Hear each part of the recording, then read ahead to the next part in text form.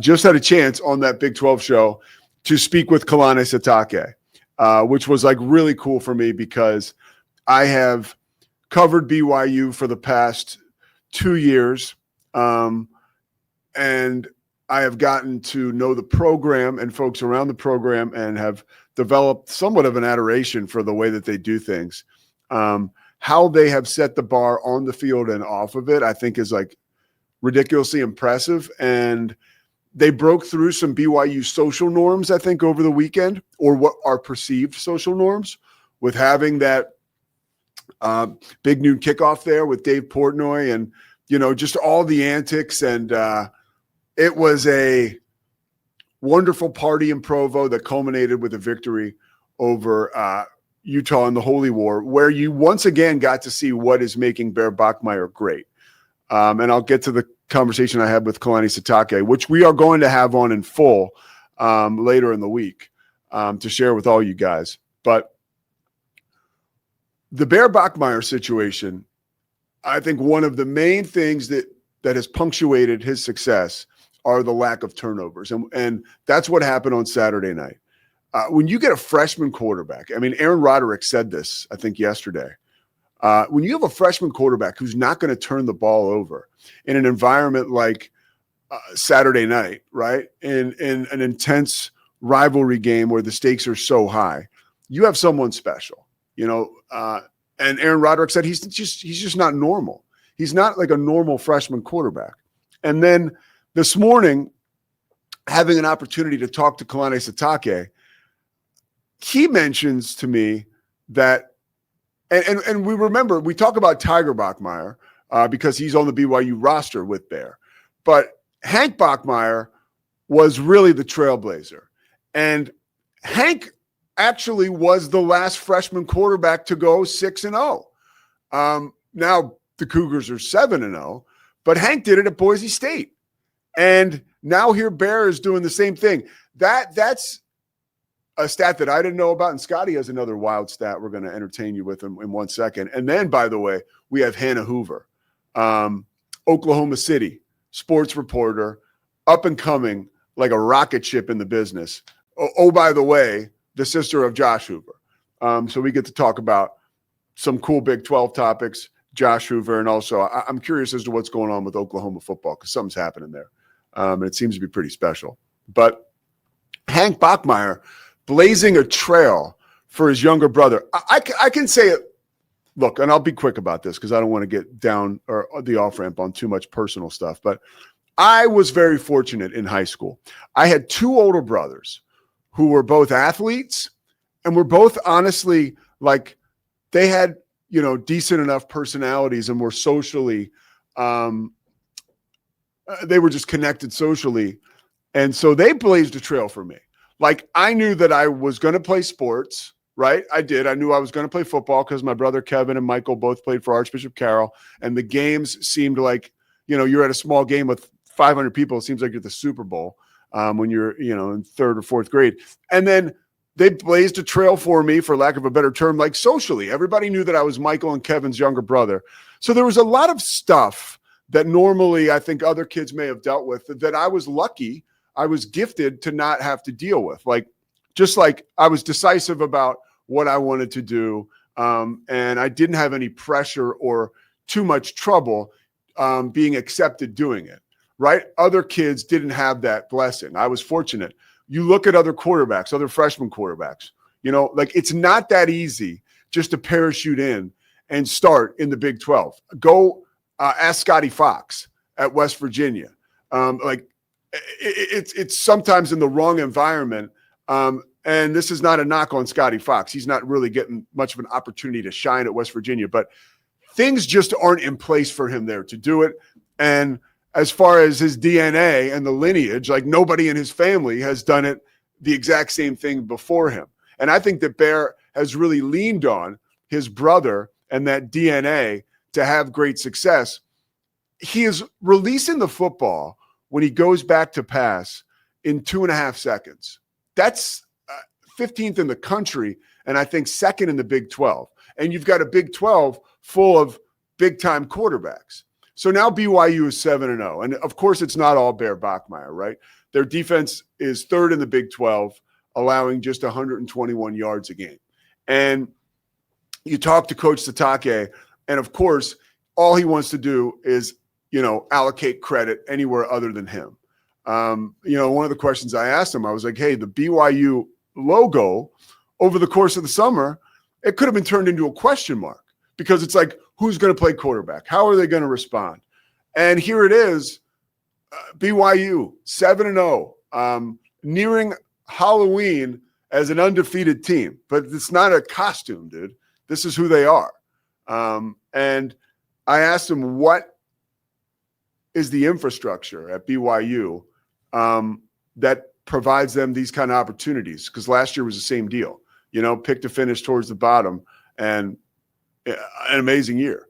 And he talked about the infrastructure, and guys are willing. I think one of the things that BYU has that is so special now in a land and a sport full of mercenaries is that BYU has a lot of guys who are willing to follow, right? They follow guys like Jack Kelly.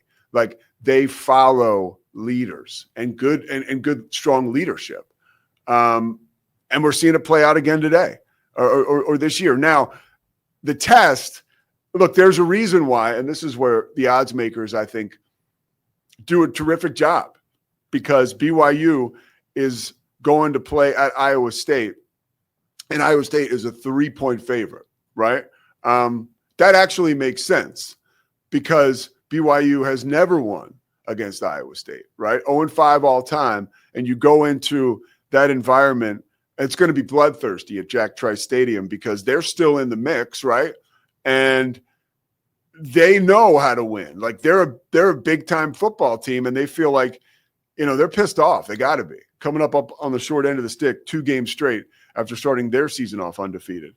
The good news for BYU is there's a decimated back seven for Iowa State. And no matter how good that, 3-3-5 defense is, I always call it a 3-5-5 because my math is always so great. That 3-3-5 defense, I got it right here and told on myself, their 2 corners are out for the year. And now they've had some time to figure that out. And we'll see, right, like how their bye week will suit them, because Baylor's bye week, I could be a wise guy, and I guess I will. I don't know exactly sure what they were doing during their bye week, but look, it didn't look like they were doing much. They didn't look very good. And West Virginia was the same thing. All right, Scotty, let's bring you in now. I can't wait to get a scintillating Scotty Swingler statistic as alliteration rules the day. Yeah, that was impressive, Pete. Well done. Well done. Cheers, dude. Coming in hot, I told you. All right, brother. Here we go. I saw this on Twitter today from an account called Booze Cougs. I just want to give full credit to the guy that put this graphic up. Pete, look at this. True freshman quarterbacks start their careers 7-0. 2016, Jalen Hurts. 2017, Jake Fromm. 2018, Trevor Lawrence. And now, 2025, Bear Bachmeier. I would like to note, clearly these are 3 college football quarterbacks you like to be compared to individually. But Pete, Alabama, Georgia, and Clemson are pretty inarguably the 3 best college football programs of the 2010s. Pretty inarguably, right? Yeah. So what does this say not only about Bear himself playing outstanding football, but the culture and the program at BYU that allows a true freshman to step in as late as he did and go 7-0 to begin a season? By the way, 2 of these quarterbacks ahead of him won national championships, and the other guy played for one. I'm not trying to imply that is going to happen this year or even next year, but I think when I saw this, it speaks very well not only of Bear, but of the program, the culture, the environment there in Provo. This is pretty unbelievable to me. It is, man. That's a great stat. That is like, it's got to be humbling, right, for a young Bear Bachmeier. And it could be some heady stuff, but I think that's part of the success for someone like him at BYU is because obviously he's been pretty even keeled, right? To be able to start as a freshman like that. How do you feel like this is the kind of young guy? I haven't watched him play. And I know you watched a lot of the game on Saturday. I did. Like, what kind of vibe do you get from him as far as sustaining this sort of success? Yeah, I think, having not seen him play until this past weekend, I heard all these things about his athleticism and moxie, these quarterback adjectives we use, right? And he fits the bill, and he had some impressive plays. But Pete, what I noticed, and I think we oversay this about too many guys, but I think it's true, and I would actually compare him to Jalen Hurts in this regard. What I noticed when I was watching BYU play, those guys play for him and with him. Like, he seems, as a young player, to my eyes, to already have the ability to command a team and to take ownership of a team and to rally a team. And that is impressive for, what is he, 18, 19? Yeah. Like, that is really impressive. And it's a trait I think he shares with all three of these guys. I think most of Jalen had that trait as well as a freshman at Alabama. But, man, yeah, to answer your question, yes. I think that it's only up from here. I don't think it's just sustainable. I can only imagine he gets better with a full spring offseason in the program. More time to it. People talk about how hard it is to adjust to the speed of the college game. And again, I'm not projecting what the rest of the season holds for this young man, but he's playing incredibly well during the adjustment. What happens after he's completely made the adjustment? Yeah. That's got to be scary for the rest of the Big 12, man. Yeah. You bring up a great point too, with like the ability to run. He's got 8 rushing touchdowns. Yeah. Which I think is 6 for quarterbacks in all of college football. And that one I saw Saturday was awesome. I got the text from Scotty, Bear Bachmeier. That was the play I texted you. Yeah. They'll run up the middle, little juke, little hurdle, carry a couple guys in the end zone with you. It was impressive, man. He's impressive. He is really impressive. And I think that Aaron Roderick has done, I know from reading and watching, they've really, and this is when I saw this. I think you'll find this very interesting. It was talking about quarterbacks overall, and it talked about like Johnny Manziel, right? When he was at Texas A&M, you're running pure shotgun, right? Pure shotgun. And when you get into the NFL, like a Jaden Daniels, same thing, pure shotgun, right? And you can expose your quarterback to a lot of trouble. Like every play, the defense knows what's going to come at you, right? Like, or where the ball is. Like every set of eyes on defense knows exactly where the ball is at all times. When you run play action, the way that BYU has run play action, Aaron Roderick working to protect Bear Bachmeier, that play action game, along with LJ Martin, who leads the Big 12 in rushing, that type of efficient running game, you have the cocktail for great success. No offense to my folks at BYU, we're staying off the sauce, but I'm off the sauce too. But that is a cocktail for great success because you're keeping the defense guessing, and Bear Bachmeier is so smart. Bear's thrown 6 interceptions this year. He's thrown none out of play action, right? Like it is to keep, and I think, why am I not thinking? I keep stalling. Why can't I think of the old Texas Tech coach who's now the Redskins OC? Oh, Kingsbury. Jeez. So Coach Kingsbury, I'm sitting here stalling, buffering. I didn't know that's what Well, you see, I'm actually gotten pretty good.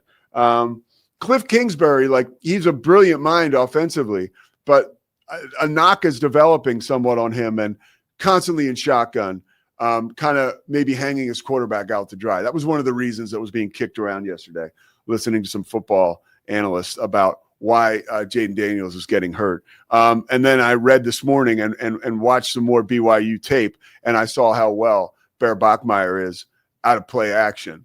And he's really, really good, and the numbers support it, right? No interceptions out of that formation. All right, how about let's switch now, because I think is the great Hannah Hoover ready?